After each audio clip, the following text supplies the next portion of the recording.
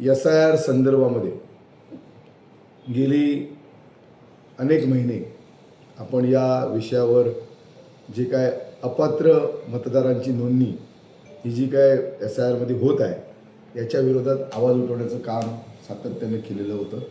जवळजवळ आतापर्यंत या सगळ्या यंत्रणेशी तहसीलदार असतील, प्रांत असतील, काही जिल्हाधिकारी असतील, निवडणूक आयोग असेल, जवळजवळ 5 पत्रव्यवहार यापूर्वी त्या निमित्तानं केलेले आहेत. अनेक ज्या त्रुटी आहेत किंवा कशा पद्धतीनं हे बेकायदेशीर काम सुरू आहे, कशा प्रकारे अपात्र मतदारांची नोंदणी सुरू आहे याबाबतचं निदर्शनास वेळोवेळी त्या ठिकाणी आणून दिलं गेलं. आणि त्याचबरोबर जे पात्र मतदार आहेत त्यांची नोंदणी ही झालीच पाहिजे ही सुद्धा आग्रही भूमिका त्या ठिकाणी आमची त्या ठिकाणी राहिलेली आहे. पण याच्यामधले जे काही महत्त्वाचे मुद्दे आहेत म्हणजे रहिवासाचा किंवा वास्तवाचा जो दाखला आहे, BLOनी घालण्यासंदर्भातली पंच यादी आहे किंवा जे मतदार या शहरातले जे आम्हाला त्या ठिकाणी मिळत नाहीत, आम्ही जे शोधतोय यादीप्रमाणे ते मिळत नाहीत, ते BLOना त्या ठिकाणी कसे मिळत आहेत, कशा पद्धतीनं फॉर्म भरून घेतले जातात याबाबत सुद्धा त्या ठिकाणी आवाज उठवलेला होता. आणि दुसरा एक सगळ्यात महत्त्वाचा विषय होता की 2022 पासूनच्या जे मतदार आहे ह्या मतदारांचं मॅपिंग करून त्याच्यामध्ये ती नोंदणी करण्याचं त्या ठिकाणी निवडणूक आयोगानं ठरवलेलं आहे. पण आमचं म्हणणं आहे की पूर्वीची जी SIR झाली होती आणि आताची 22 वर्षांनी होणारी SIR आहे, जनतेचा पैसा, शासकीय यंत्रणा हे सगळं करून त्या ठिकाणी हे सगळं चाललेलं आहे. तर माझं असं म्हणणं होतं की या मतदार यादीचं शुद्धीकरण व्हावं, सखोल विशेष पुनर्निरीक्षण त्या ठिकाणी व्हावं, SIR त्याची योग्य पद्धतीनं व्हावी. आणि गेल्या 22 म्हणजे जुन्या झालेल्या SIR पासून आता नवीन होणाऱ्या 2026च्या SIR मध्ये ज्या चुका आहेत, जे अपात्र मतदार आहेत, जे बेकायदेशीर मतदार आहेत त्या मतदारांची नोंदणी होऊ नये अशा प्रकारची भूमिका सातत्यानं आम्ही त्या ठिकाणी घेतली. 13 तारीखच्या मागच्या वेळी 15 ऑगस्टला आपण उपोषण करणार अशा प्रकारची भूमिकासुद्धा आपण त्या ठिकाणी घेतली होती. आणि त्याचबरोबर लोकशाही मार्गाने आपण लढत असताना कायदेशीर मार्गाने सुद्धा आम्ही त्या ठिकाणी लढणार आहोत ही सुद्धा भूमिका त्या ठिकाणी घेतली. पण याबाबत सातत्यानं जिल्हाधिकारी मॅडमांशी चर्चा करत असताना, प्रांताधिकारी साहेबांशी चर्चा करत असताना, तहसीलदार साहेबांशी चर्चा करत असताना त्यांनी त्या ठिकाणी जे निवडणूक आयोगाने जे आम्हाला रूल्स नियम दिलेले आहेत त्या नियमावलीप्रमाणेच त्या ठिकाणी काम सुरू असल्याच्या बाबत त्यांनी सांगितलं. त्याचबरोबर आपण प्रशासनाला आपले काही जे मुद्दे आहेत किंवा आपले जे काही या निमित्तानं उपस्थित झालेले प्रश्न आहेत या प्रश्नावर त्या ठिकाणी आम्ही गांभीर्यानं त्या ठिकाणी विचार करतो, BLOच्या संदर्भात याबाबत चर्चा त्या ठिकाणी करतो. अशा पद्धतीनं जे तुम्ही सांगताय त्या पद्धतीनं काही चुकीचं घडलेलं आहे का याबाबतची आपण त्या ठिकाणी चौकशी करतो आणि त्याच्यावर त्या ठिकाणी आपण निर्णय करतो. कारण कालच मी जवळजवळ 12 बूथपैकी 12 वॉर्डपैकी 12 बूथ आणि 12 वॉर्ड 17 वॉर्डमध्ये जवळजवळ 733 लोकांची एक यादी जवळजवळ 7 बूथवरची ही त्या ठिकाणी मतदारांच्या संदर्भातली आक्षेपार्ह यादी ही त्या ठिकाणी मी दिलेली आहे. अजूनही 5 मध्ये त्या ठिकाणी 17 तारीखपर्यंत वेळ आहे तोपर्यंत मी त्या ठिकाणी देणार आहे. पण त्यांचं असं म्हणणं आहे की ही जी काही सगळी निवडणूक प्रोग्राम जो दिलेला आहे निवडणूक आयोगाने या संदर्भातल्या मतदार नोंदणीचा जो कार्यक्रम दिलेला आहे या कार्यक्रमामध्ये प्रत्येक स्टेजेस आहेत त्या स्टेजेसप्रमाणे त्या ठिकाणी काम सुरू आहे. पहिल्यांदा आम्ही त्या ठिकाणी मॅपिंग केलं.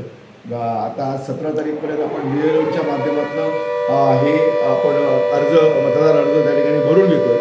घरभेटी प्रत्यक्ष त्या ठिकाणी घरभेटी आपण त्या ठिकाणी करतोय आणि जे काही वास्तव्याचे रहिवासीचे किंवा जे काही नॉर्म्स किंवा दिलेले आहेत त्या पद्धतीचे सगळे पुरावे आपण त्या ठिकाणी गोळा करतो. अशा पद्धतीची सुद्धा भूमिका त्यांनी त्या ठिकाणी मांडली. आणि माझं याच्यामध्ये जे मत आहे की याबाबत जे आम्ही अनेक पत्रव्यवहार केले या पत्रव्यवहारांचा त्या ठिकाणी शहानिशा करावा.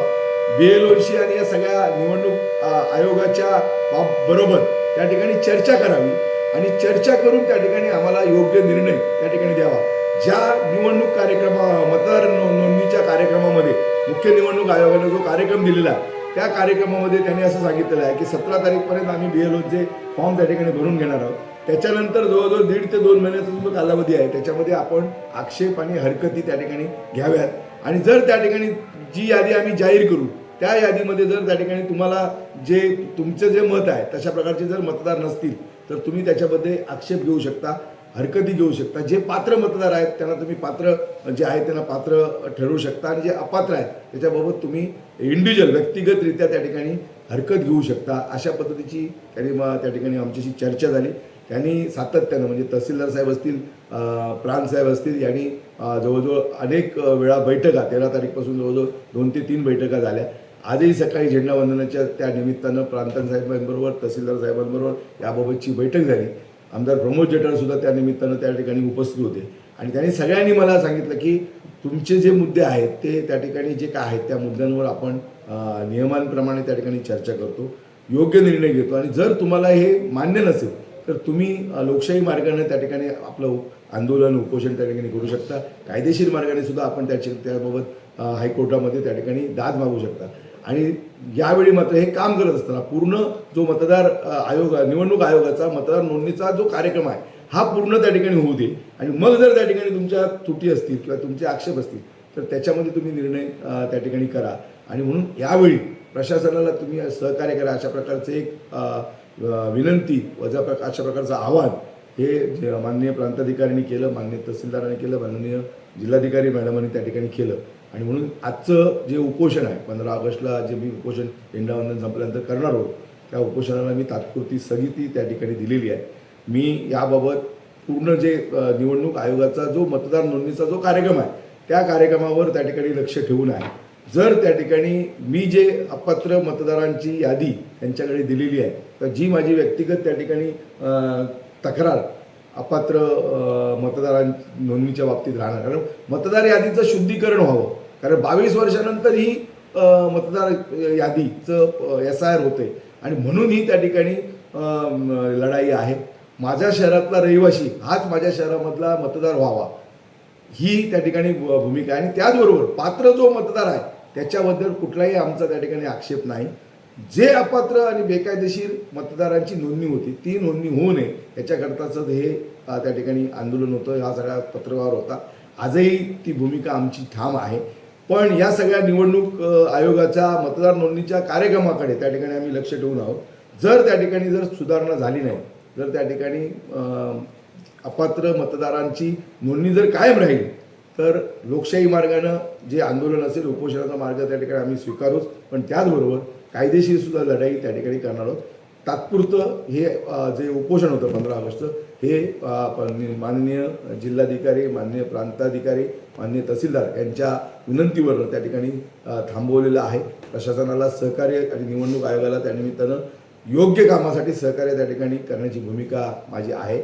आणि येणाऱ्या काळामध्ये म्हणजे निवडणूक आयोगाचा जो मतदार नोंदणीचा जो कार्यक्रम आहे या कार्यक्रमाच्या सगळ्या भूमिकेवर आम्ही त्या ठिकाणी लक्ष ठेवून आहोत.